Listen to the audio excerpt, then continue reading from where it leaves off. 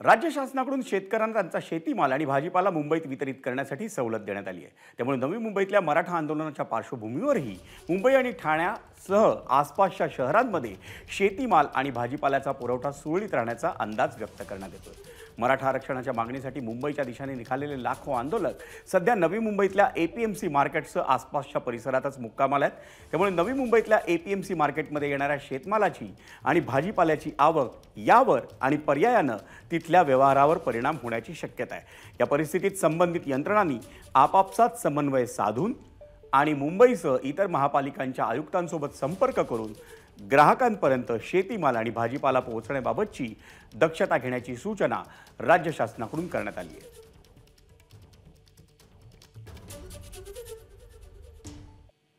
नवी मुंबईतलं APMC market 4 दिवस बंद राहणार आहे। त्यामुळे भाजीपाल्याचा तुटवडा निर्माण होण्याची शक्यता व्यक्त करण्यात आली आहे आणि याबाबत माथाडी कामगार नेते शशिकांत शिंदे यांनी मनोज जरांगेंची भेट घेतली। त्यावेळी सरकारनं चर्चा करण्यात वेळ घालवू नये, अन्यथा एपीएमसी मार्केटवर परिणाम होईल अशी प्रतिक्रिया शशिकांत शिंदे यांनी दिली होती। शेतकऱ्यांचा नाशवंत माल जर 2 दिवस तसाच राहिला तर त्याला भाव मिळणार नाही आणि तो माल सडला जाईल। त्यांनी सांगितलं की आमच्या मार्केटमध्ये काही कार्यकर्त्यांना आपण देऊ आणि त्यांना बाजूच्या मार्केटमध्ये मी त्यांना सांगितलं की आम्ही त्यांना स्थलांतरित करू। परंतु महाराष्ट्रातून आलेला अन्नधान्य आणि त्या भाजीपाला त्याचा तुटवडा जर मुंबई आणि उपनगरात सगळ्या शहरात झाला तर महागाई आणि टंचाई वाढेल। सरकारने ते गांभीर्याने घ्यावं। एबीपी माझा, उघडा डोळे बघा नीट।